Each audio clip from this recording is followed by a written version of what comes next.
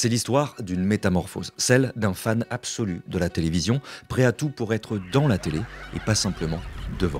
Ici on veut rire, rire, rire, rire. T'es une merde, espèce d'abruti. Celle d'un jeune homme qui au début voulait juste être un clown, animé, faire marrer. Cyril Hanouna. Hanouna et la télé, c'est un chemin qui l'a beaucoup transformé. Au début c'est juste un rêve, puis un stage, des fesses à l'air, des blagues avec le mot quéquette un peu partout, plus rien. Puis plein de choses, des émissions à droite à gauche, jusqu'à son œuvre maîtresse, Touche pas à mon poste. 15 ans d'émissions et d'évolution, du service public en hebdomadaire au groupe Canal en quotidienne. Des milliers d'heures d'une émission qui a réuni jusqu'à 2 millions de téléspectateurs et dont le credo était « c'est que de la télé ». Sauf que Hanouna, c'est pas que de la télé. C'est des millions d'euros d'amende, des avertissements, des polémiques, des humiliations, des agressions sexuelles, jusqu'au 28 février 2025, quand C8, la chaîne dont il était la coqueluche pendant 13 ans, s'arrête. En partie à cause de lui. Alors comment a-t-il changé de statut? Comment est-il passé de clown à animateur millionnaire hyper puissant et qui est prêt à tout? Voici la métamorphose de Cyril Hanouna. Essayer de faire parler de soi en dénigrant les autres, je trouve que là pour le coup c'est minable. Vu qu'on va passer un petit moment à parler de lui, ce que je propose c'est qu'on revienne un petit peu, pas longtemps, sur les bases. Cyril Valéry Hanouna, né le 23 septembre 1974 à Paris, de 2 parents juifs tunisiens. Son père est médecin et sa mère tient une boutique de prêt-à-porter à Vincennes et ils vivent au Lila. Ce Cyril-là, il est passionné par 2 trucs, il y a la télé et il y a le tennis. Il y en a un qui n'a pas trop fonctionné. J'étais persuadé de devenir joueur de tennis, 12 ans et demi. Finalement, j'ai jamais été joueur de tennis, donc voilà. La télé, en revanche, ça ne le quitte jamais. Et être devant, c'est bien, c'est cool, tu regardes la télé, mais être dedans, c'est mieux. Ça veut dire que c'est toi la star. Alors il s'inscrit à des castings de jeux télé et il vient poser ses fesses dans le public du Juste Prix en 1993 pour rencontrer une de ses idoles, Philippe Risoli. Venez là, venez les deux là. Venez voir. Hanouna est dans les gradins, un peu turbulent avec son pote et l'animateur finit par les faire grimper sur scène. Oui, tous les deux, venez. Alors vous allez me faire la même ambiance, on va faire une petite interview de Carlos et vous me faites la même ambiance que celle que vous mettez dans le public actuellement. Hein. Carlos, bonjour. Bonjour Philippe. Vous venez d'où Carlos? Je viens de Vers-les-Temps.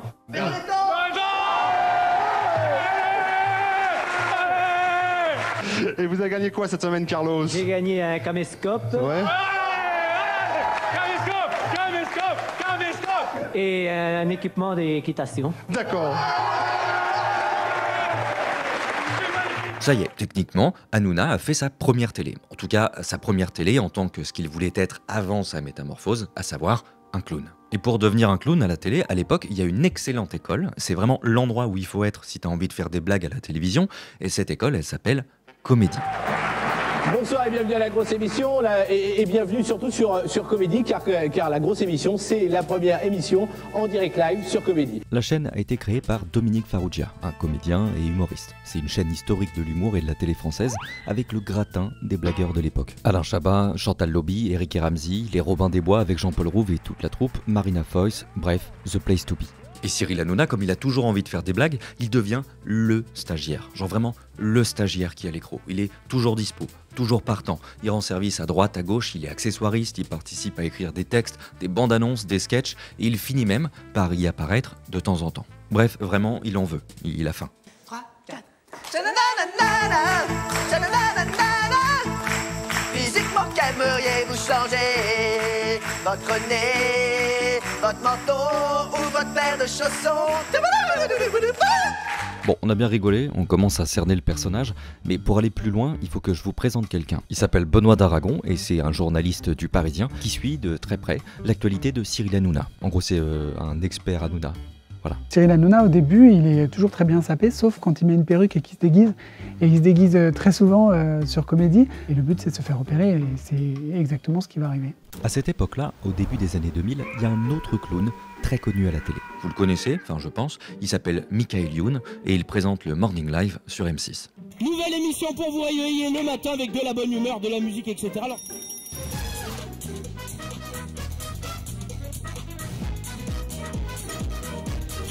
C'est une émission qui est importante aussi dans l'histoire de la télé. C'est en gros le télématin des jeunes, avec 3 personnes dans une boîte pour faire marrer et divertir tous les matins. Sauf que Michael Youn, il a fait que 2 saisons, c'est tout. Et après son départ, l'émission fonctionne vachement moins bien. La chaîne veut donc trouver quelqu'un qui puisse reprendre le job, quelqu'un qui puisse rehausser le niveau des audiences. J'aurais trouvé quelqu'un qui monte son pour remplacer celui qui montrait son Hanouna là. Pour lui, en vrai, c'est une occasion en or. Bonjour à tous, si vous vous réveillez, vous êtes dans le Morning Live, il est 7h07 et je suis avec Mehdi. Tu pas allé chez le coiffeur toi par hasard? Si, parfaitement, non, on m'a tiré les cheveux, c'est Ariane qui m'a tiré les cheveux pendant la nuit. Là-bas, il fait ses petites vannes. Voilà, globalement, sa ligne édito, elle peut être résumée à peu près en 2 termes, le pipi et puis le caca. Comme quand il a prétendu boire un verre d'urine de sa collègue Ariane Brodier pendant une chronique sur l'urinothérapie. Ah oui, ça sent, hein, c'est du... Tu vas pas le faire. S'il n'y a pas été avec le dos de la cuillère. C'est le pipi d'Ariane, on partage tout tous les deux. Tu sais. Arrêtez, ça va, c'est rien. C'est du pipi, ça va. Réaliser sans trucage. Alors Ah, il arrache un peu, ouais. Sauf que l'émission ne fonctionne pas vraiment, et au bout de quelques mois, il quitte le programme en 2003. C'est à ce moment-là qu'il connaît une période de sa vie qui l'a un peu traumatisé, mais qu'il adore raconter, sa fameuse traversée du désert. Après le morning, il y a eu 1 an et demi où j'ai rien fait. Mais vraiment, mais rien. J'ai galéré, donc j'écrivais des concepts, des trucs, j'ai essayé, je jouais toute la journée à la PlayStation à la maison. Ma mère me donnait 200 € par semaine. J'avais acheté une voiture que j'avais vendue. Franchement, je galérais. J'avais le banquier qui m'appelait tous les jours. Et cette période, pour lui, c'est un peu un cercle vicieux. Il apparaît pas, donc il ne peut pas faire ses preuves, donc on l'appelle pas. Et comme on l'appelle pas, il apparaît pas, donc il peut pas faire ses preuves pour qu'on l'appelle, pour qu'il apparaisse ailleurs. Enfin, il est au chaume du, quoi. Il tente même le stand-up en 2004 avec son spectacle Cyril Hanouna est une ordure. Et c'est pas inutile, puisque selon un portrait que le journal Le Monde a dressé de lui en 2021, en faisant la promotion de son spectacle à la télé, il y aurait rencontré quelqu'un de très important dans son histoire, Vincent Bolloré. C'est un homme d'affaires français, milliardaire, qui s'est lancé dans un empire médiatique au début des années 2000. Et sa première chaîne, c'était Direct 8. En fait, ils se rencontrent de façon assez naturelle. Cyril Hanouna vient sur un plateau de Direct 8, comme on dit à l'époque, c'est le premier nom de la chaîne C8. Il vient à une émission, à l'époque c'est une toute petite chaîne qui a très peu de moyens, avec Vincent Bolloré qui a installé les studios dans le siège de son entreprise à Puteaux.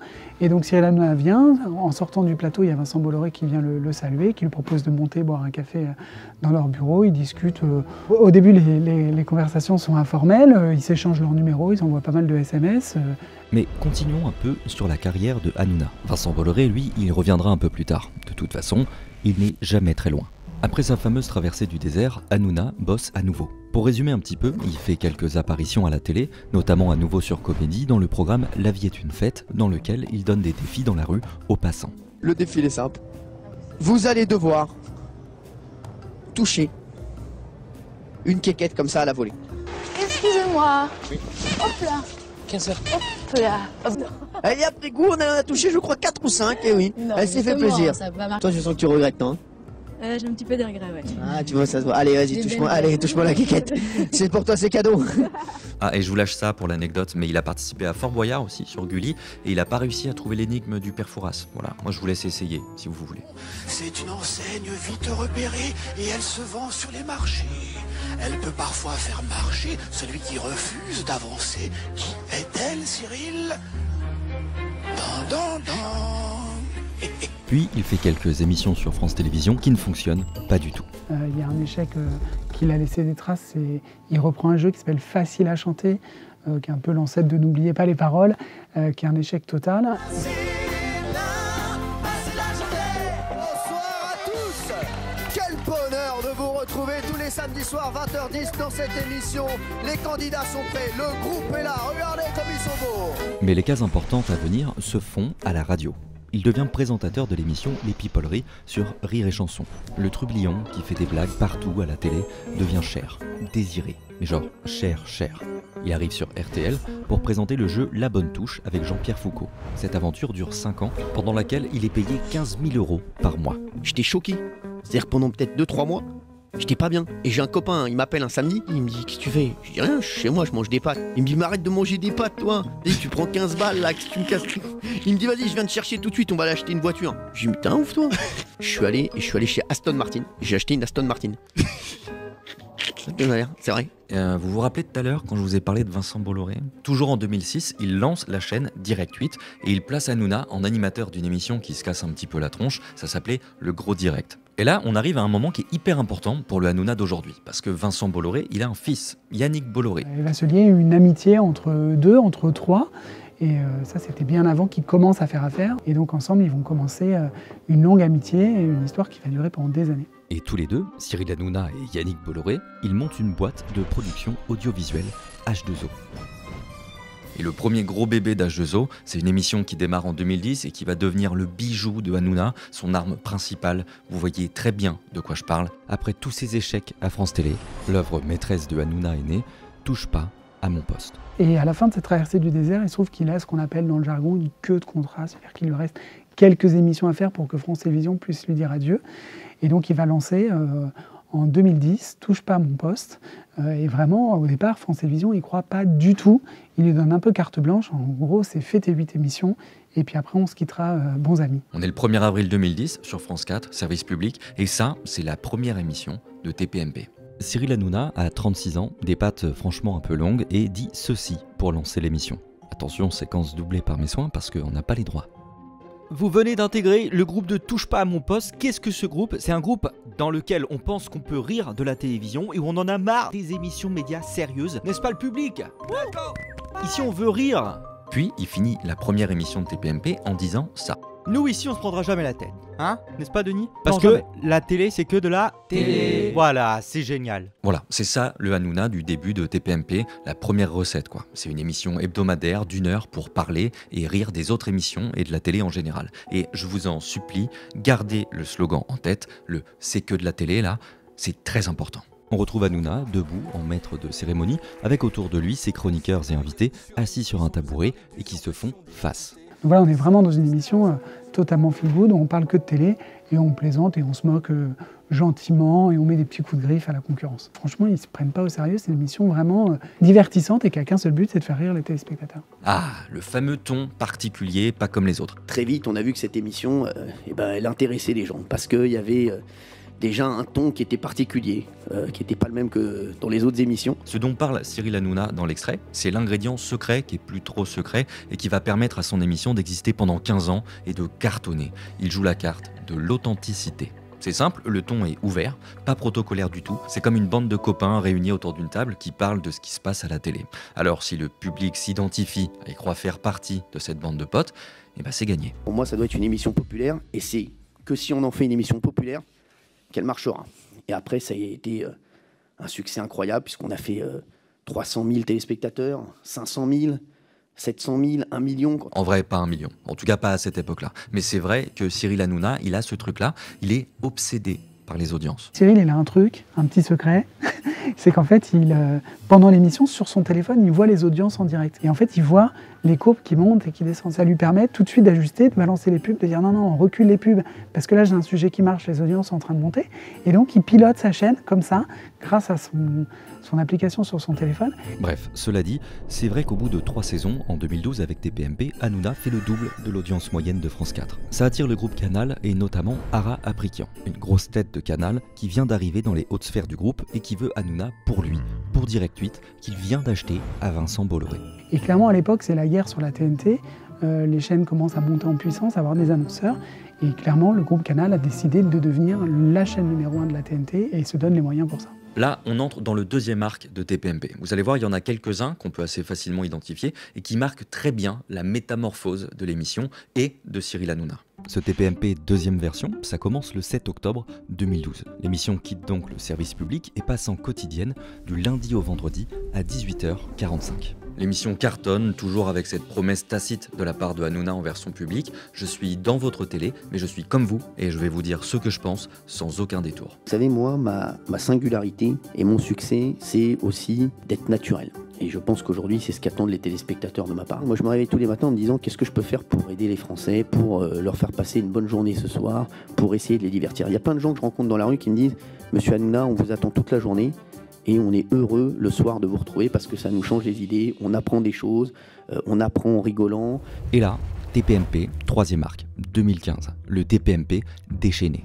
Vous vous rappelez de Vincent Bolloré? Depuis, il est devenu premier actionnaire du groupe Canal. Et au moment de décider de l'avenir de Hanouna et de son émission, les chaînes se bagarrent pour les garder. Clairement, le pari de Canal à l'époque, c'est d'arrêter les tranches en clair de Canal+, pour mettre le paquet sur C8. Et donc, ils se donnent les moyens d'avoir cet access prime time surpuissant. Cyril Hanouna fait partie des animateurs préférés des Français à l'époque, et donc c'est un animateur qui vaut cher. il y avait beaucoup de mercato, comme on dit. J'avais une proposition de TF1, j'avais une proposition d'M6, j'avais une proposition pour revenir à France Télévisions, et finalement, j'ai choisi de rester sur C8. Ouais, 250 millions d'euros pour 5 ans, ça aide un petit peu à choisir. C'est 50 millions d'euros par an, c'est énorme. Mais c'est le prix pour se payer l'animateur le plus populaire du pays, l'animateur indispensable. Et quand on est indispensable, on se permet un peu des trucs. À partir du moment où il signe son contrat de 50 millions d'euros avec Canal+, il va devenir clairement l'homme fort de Canal. Elle est devenue une espèce de parrain qui a le droit de vie ou de mort sur certaines émissions. Et à l'antenne, il va devenir de plus en plus donneur de leçons. On se dit que finalement, la télé, c'est peut-être plus que de la télé pour Cyril Hanouna. On va pas s'amuser à lister toutes les polémiques de TPMP. Mais il y a un truc à garder en tête et qui fait partie de la stratégie de Hanouna. L'émission étant directe. Et c'est pas du faux direct pour avoir le temps de corriger les petites erreurs, comme c'est le cas un peu partout à la télé. Non, du direct en direct. Un peu comme si c'était une promesse, que c'est sincère et qu'il n'y a aucun mensonge. Parmi les polémiques, on peut citer l'humiliation de Mathieu Delormeau, chroniqueur phare de l'émission, dont le slip a été rempli de nouilles pour illustrer l'expression « avoir le cul bordé de nouilles ». On peut aussi citer le canular qui consistait à lui faire croire que Cyril Hanouna était auteur d'un meurtre et qu'il allait devoir le couvrir. Une blague très longue qui a montré un rapport de force démesuré entre les deux hommes et qui a plongé le chroniqueur dans une grande détresse. Et puis il y a aussi des cas d'agression sexuelle. Comme ce moment où Jean-Michel Maire a embrassé la poitrine d'une jeune femme sans son consentement. 1 an et demi plus tard, elle porte plainte pour agression sexuelle, racontant au journal TV Mag que sa vie est devenue un calvaire, qu'elle reçoit des menaces de mort et qu'elle est tombée en dépression. Quelques mois après, dans une séquence non diffusée, pendant la pub, Cyril Hanouna décide de jouer à « Et ça, c'est quoi ?», avec Capucine Anave, en plaçant la main de la jeune femme sur différentes parties de son corps, sexe y compris. Et personne ne semble rien lui dire. C'est-à-dire que quand on lui dit « tu as dépassé les bornes là-dessus », au début il s'agace en disant que c'est les aléas du direct. Non, c'est pas les aléas du direct. C'est quelque chose qui ne devrait pas avoir lieu à la télévision. En 2016, le magazine Society sort une enquête sur lui après avoir questionné plusieurs sources en interne. Il y a un passage de cette enquête qui sort un petit peu partout dans la presse et qui sera même montré et réfuté par Hanouna sur TPMP. Je me demande comment on va faire pour terminer la saison. C'est horrible. Mais dans la boîte, plus personne n'a envie de faire TPMP. Chaque soir, on y va entrer dans les pieds parce qu'on sait que quelqu'un en plateau va se prendre une plume dans le cul et qu'un mec de la rédaction se fera engueuler parce que ce ne sera pas la bonne couleur de plume. Les sources du magazine décrivent un enfer, une tyrannie du rire. Hanouna n'est plus un simple trublion. Et encore là, on n'est qu'en 2016. Il reste 9 ans d'évolution. On est toujours un peu dans la quéquette, mais en beaucoup plus grave, surtout qu'il n'est plus stagiaire. C'est lui, le boss. Bien sûr, l'émission n'est pas restée impunie après toutes ces polémiques. Et là, on arrive sur un aspect qui est fondamental dans la métamorphose de Cyril Hanouna. En une dizaine d'années, la chaîne écope d'une trentaine de mises en demeure, mises en garde et amendes, en grande partie liées à Hanouna, pour un total de 7,6 millions d'euros. Est-ce que vous vous souvenez toujours du slogan que je vous avais dit de garder bien en tête? C'est que de la télé. Sauf que tout ce qu'on vient de voir nous montre que finalement, c'est vraiment pas que de la télé. C'est des polémiques et aussi de la politique. En 2013, Hanouna reçoit son premier invité politique de l'émission, Jean-Luc Mélenchon. Hanouna martèle qu'il ne veut pas parler de politique, même s'il aime plutôt bien ça. Pour lui, à ce moment-là, Jean-Luc Mélenchon, c'est plutôt presque une personnalité médiatique. Alors, il l'invite en tant que tel, en tant que personne qui buzz quoi. Puis, de 2013 à 2018, il reçoit plusieurs invités politiques ici et là. Najat Vallaud-Belkacem, Marlène Schiappa, Nicolas Dupont-Aignan, Christophe Castaner et même Emmanuel Macron, enfin techniquement. On est en 2017, il est fraîchement élu et Hanouna l'appelle au téléphone pour lui souhaiter un bon anniversaire. Quelques semaines plus tôt, le président félicitait l'émission pour son 1000e épisode. C'est que de la télé, rien d'autre. Les politiques chez Hanouna, c'est l'occasion pour eux de se plier à l'ADN de l'émission. La sincérité, l'ouverture, la proximité, le parasocial. Faire genre qu'on est cool, quoi. Et j'ai l'impression qu'on les découvre plus chez moi, sur l'aspect humain, que sur l'aspect politique. Et c'est ça qui plaît aussi, parce que je pense que sur une élection présidentielle, ça c'est sûr, on vote pour ou contre un homme. On est maintenant en 2018 et il se passe ça. L'émission hebdo Balance ton poste débarque. C'est la petite sœur de TPMP, mais en version politique et assumée. Elle permet à Hanouna et à son équipe de parler des sujets de société, mais pas n'importe lesquels. L'agora hanounesque se met à faire la promotion des thèmes, disons, réactionnaires et conservateurs, l'insécurité, l'immigration, la religion, les véganes, la peine de mort ou même l'IVG, dans des débats qui sont hyper polarisés et faussement équitables, comme pour ou contre l'IVG, alors qu'il existe un délit d'entrave à l'IVG. Et ça, c'est vraiment une métamorphose où Cyril Hanouna va vraiment se prendre au sérieux. Il aime ce moment où tout d'un coup, il parle de politique et il a l'impression que que son avis compte et d'être un endroit où le débat démocratique s'organise sur son plateau. Puis, il se passe quelque chose qui vient comme légitimer l'existence de Balance ton poste comme une émission politique. La crise des Gilets jaunes.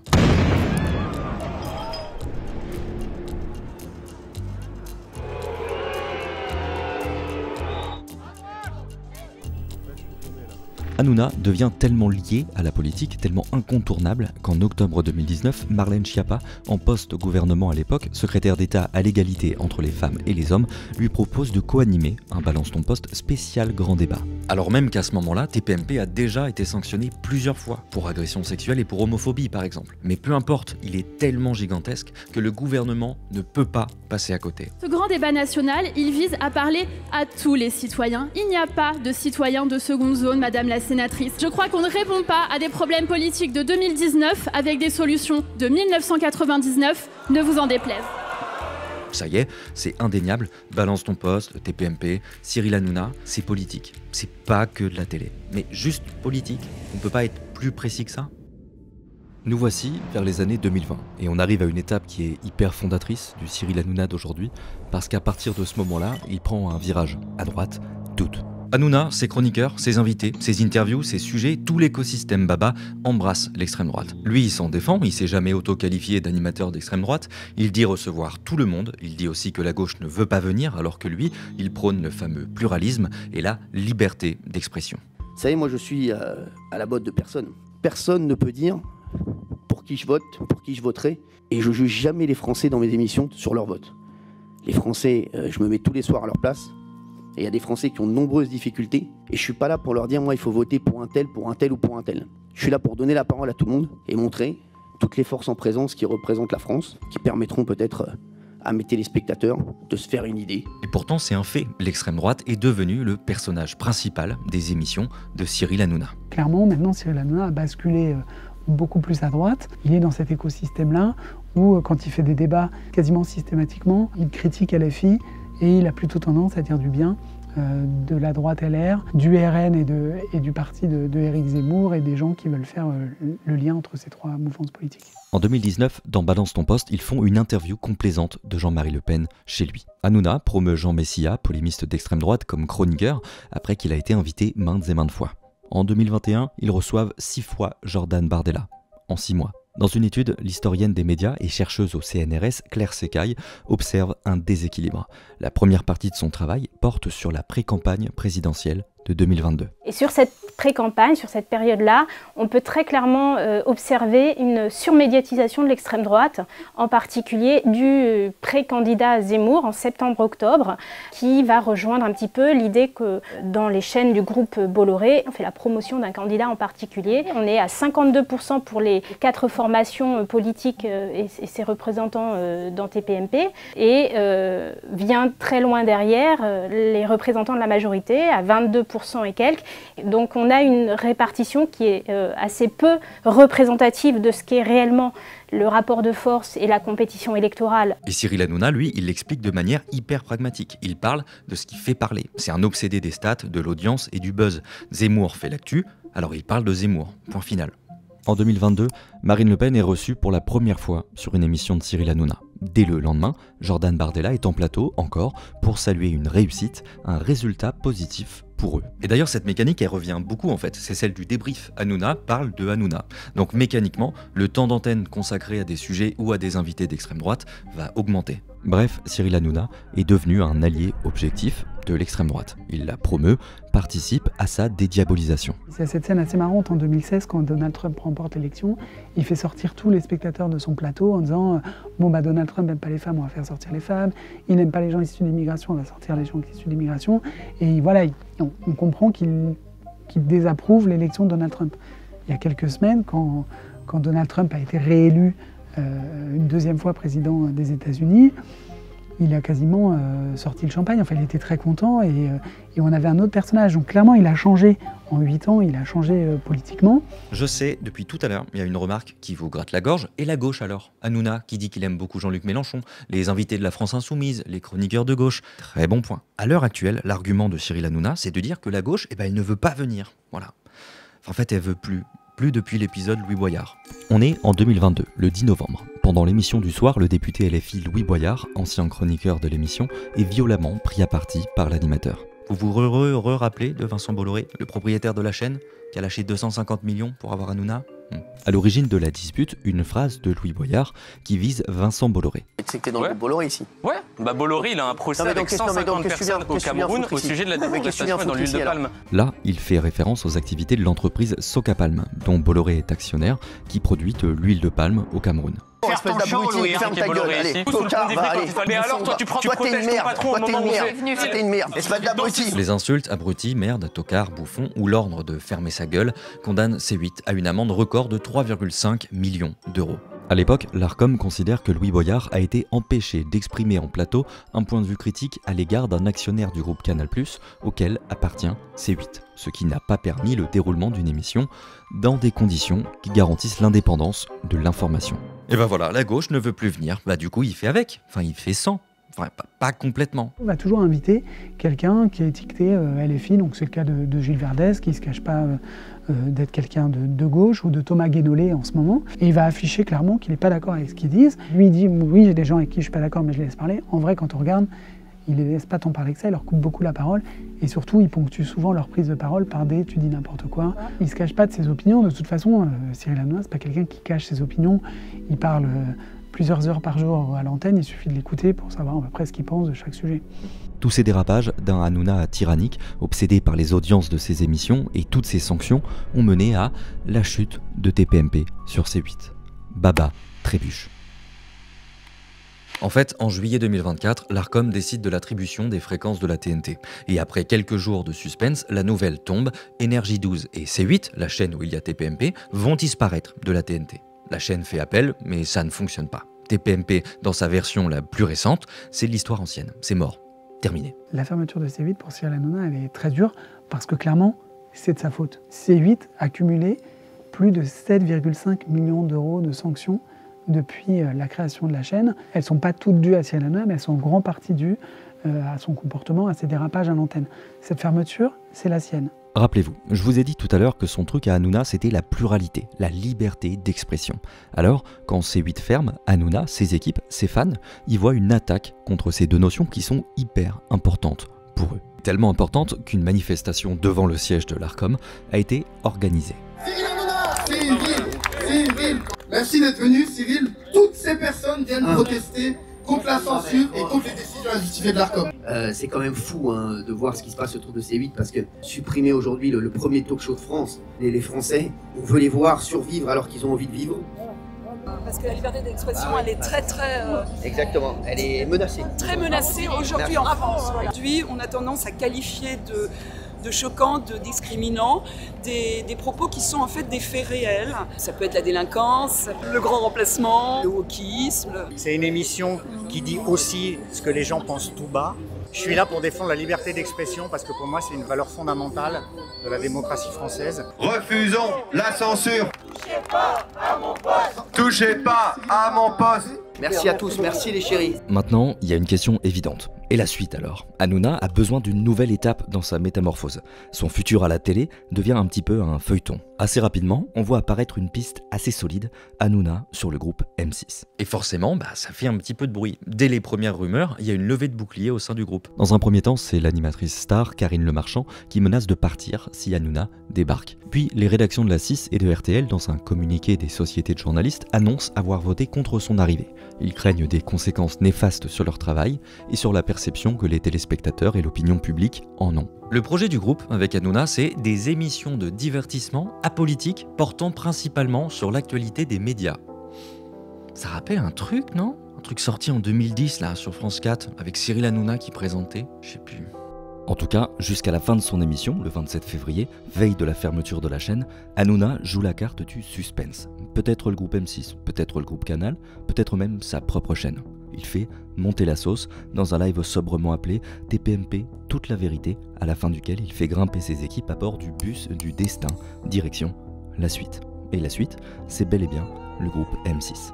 Quelques minutes avant de rendre l'antenne, Hanouna annonce une quotidienne du lundi au vendredi sur W9, une décision qu'il dit notamment prendre pour conserver ses équipes.